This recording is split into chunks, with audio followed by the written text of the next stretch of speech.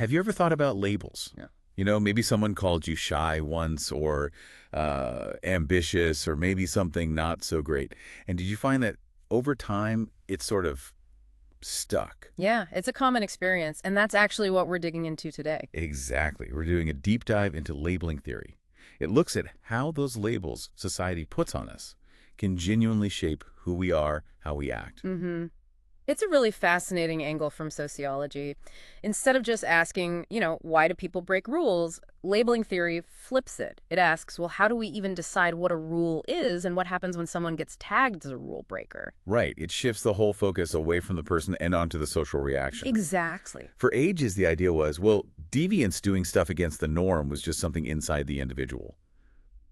A flaw, maybe. Yeah, like an inherent trait. But labeling theory, which really took shape with Howard Becker back in the 60s, though building on earlier ideas too, it gives us a totally different way to look at it. It does. So our mission today, using the sources you brought, is to really get under the skin of this theory, understand how these labels mold identity behavior, and maybe why certain things get called deviant anyway. And the core idea, the really central point, is that deviance isn't baked into the act itself.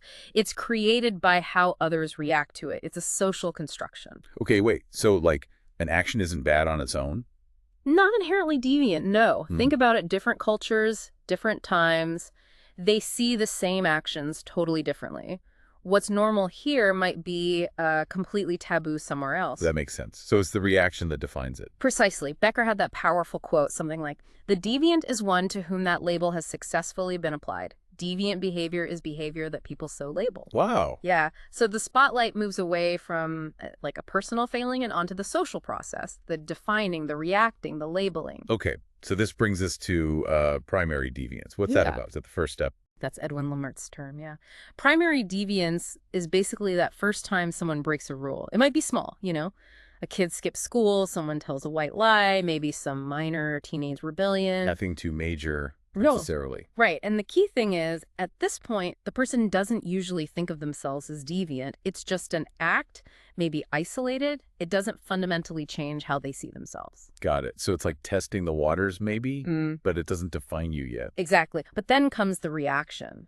And that can lead to what Lamert called secondary deviance. Ah, okay. So how does that work? Well, this happens after society, or maybe someone with authority, a teacher, police, a parent, reacts to that initial act and slaps on a label. Like troublemaker. Yeah, or delinquent, lazy, whatever it is.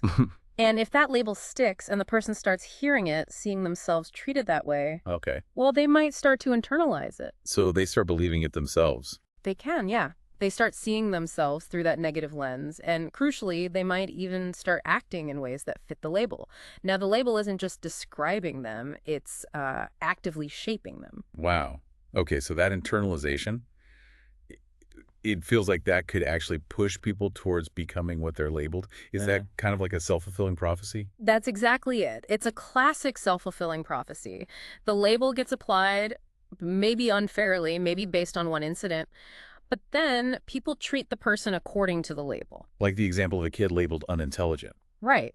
Maybe teachers expect less, offer less help, the student feels discouraged, maybe stops trying as hard, and then, lo and behold, their performance drops.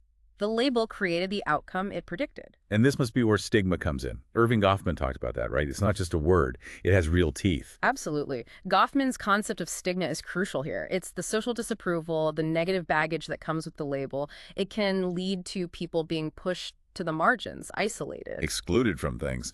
Yeah, excluded from jobs, from social groups, from just normal life sometimes. Think about someone with a criminal record trying to get hired. That criminal label carries a huge stigma. Right. It shuts doors.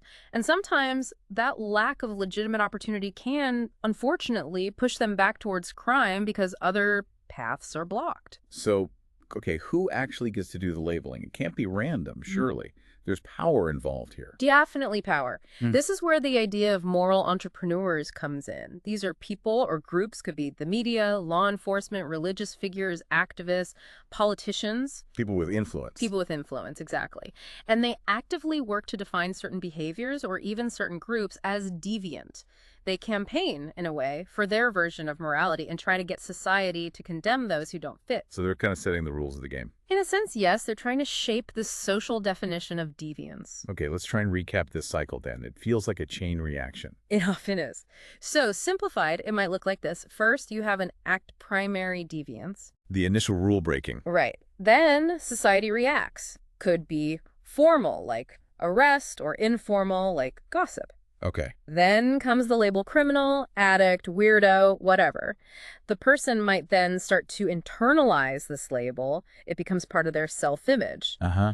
This can then lead to secondary deviance, acting in line with the label. And that, unfortunately, often leads to more stigma, more marginalization, which just reinforces the whole cycle. That's quite a spiral. Let's make it concrete. What about the criminal justice system? That seems like a place where labels are really powerful. Oh, absolutely. It's a prime example. Think about a teenager, maybe caught shoplifting or something minor. If the system labels them a juvenile delinquent, puts them through the courts, maybe detention. That label follows them. It really can. It can mean more scrutiny from police later. Teachers might treat them differently. Future employers might hesitate. It closes doors. And sadly, that lack of opportunity can make further involvement in crime more likely, not less. And what about schools? You mentioned labels like lazy or troublemaker. Schools are another key area. Think about it. Kids get labeled all the time. Smart, slow, disruptive, gifted. These labels aren't neutral. No, they carry expectations. Exactly. A child labeled disruptive might get watched more closely, punished more quickly. They might internalize that, feel alienated, maybe act out more. The label shapes their experience and potentially their outcomes. Lower expectations can lead to lower achievement. And we have to talk about race and ethnicity here too, especially with policing. It feels like certain groups get labeled unfairly. That's a really critical application of the theory. It helps us understand some of the disparities we see. When individuals from certain racial or ethnic minority groups are disproportionately labeled as, say, suspicious or dangerous. Often based on stereotypes, not actions. Right. That labeling can fuel things like racial profiling, more frequent stops, harsher treatment.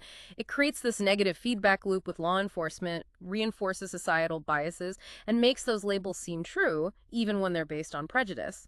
The theory highlights how systemic bias works through labeling. It's a really sobering example of labels maintaining inequality. What about other kinds of identities, like LGBTQ plus individuals? Yeah, in contexts where being LGBTQ plus is stigmatized, individuals can face labels like immoral, unnatural, deviant. Labels imposed by dominant norms. Exactly. And these labels aren't just words. They can lead to real psychological distress, internalized homophobia or transphobia, social isolation, bullying, discrimination. It really shows the power of labels imposed by those with social power to cause harm. So stepping back, what's the big picture takeaway from labeling theory about society? I think the main thing is that deviance isn't some objective fact out there in the world. It's fundamentally socially constructed. Yeah. It reflects who has the power in a society to say, this is okay, that is not. And the labels themselves aren't just descriptions. No, that's the other key point. The labels can actually create or worsen the very behavior they're supposed to identify or control. Our attempts to manage deviance might, paradoxically, end up amplifying it through the labeling process itself. Okay, but like any theory, it's not the whole picture, right? There must be criticisms or limitations. Oh, for sure. It's important to consider those. One common critique is that it maybe downplays individual choice, agency. People do make choices. It's not all about the label. Right, it's totally deterministic. Exactly. Critics also point out it doesn't always fully explain the origins of that primary deviance. Why did the person break the rule in the first place? And some feel it focuses maybe too much on less serious forms of deviance and doesn't explain, say, very violent crime as well. And does it ignore other factors, like psychology? Sometimes it's criticized for not integrating psychological or biological factors enough. So, yeah, it's a powerful lens, but not the only lens. Got it. But despite those discussions, it still feels very relevant today. How do we see its ideas being used now? It's definitely relevant. Think about restorative justice programs. A big part of their philosophy is avoiding the stigmatizing label of criminal and focusing instead on repairing harm, accountability, and reintegration. That's straight out of the labeling playbook, trying to avoid secondary deviance. What about in schools? Well, there's a lot more awareness now, or at least discussion about the impact of labels on kids, especially from disadvantaged backgrounds. Efforts towards more equitable education often involve consciously trying to challenge negative stereotypes and labels that teachers or the system might impose. And media studies you mentioned. Yeah, media analysis often uses labeling theory to critique how news or entertainment portrays certain groups, immigrants, people with mental illness, protesters, whoever. How are they being labeled, and what are the consequences of that framing? It helps us see how media can act as a moral entrepreneur. It connects to other sociological ideas too, doesn't it? Like moral panics. Absolutely. It fits right in with Stanley Cohen's work on moral panics and folk devils, how society can whip itself up into a frenzy about a particular group labeled as a threat. And deviancy amplification. Yes, Leslie Wilkins' idea that the official reaction to deviance can actually increase it. And it definitely resonates with conflict theories, especially Marxist ones, which see labeling as a tool, the powerful use to control the less powerful and maintain social hierarchies. And Goffman's signal work, of course. Deeply connected to Goffman, yeah. His work really fleshes out the consequences of being labeled. Okay, so wrapping up this deep dive, if you had to boil down labeling theory to one key insight for us to take away, what would it be? I'd say the core message is what we call deviant is less about the act itself and much more about the societal reaction and the labels applied, particularly by those who hold power. And crucially, these labels aren't just descriptions. They can profoundly shape identities and behaviors. Deviance is, in large part, a social creation. It really does make you stop and think about all the labels flying around in daily life, doesn't it? Not just the obvious ones, but the subtle judgments, the categories we put people in. Exactly. Who's doing the labeling? Why that label? And what effect does it actually have on the person being labeled? It encourages a more critical look. So maybe a final thought for everyone listening to chew on. Could it be that sometimes our efforts to control behavior we don't like, through the very process of labeling it, actually end up creating more of it? That's the provocative question the theory leaves us with, isn't it? Does the cure sometimes worsen the disease? Definitely something to ponder.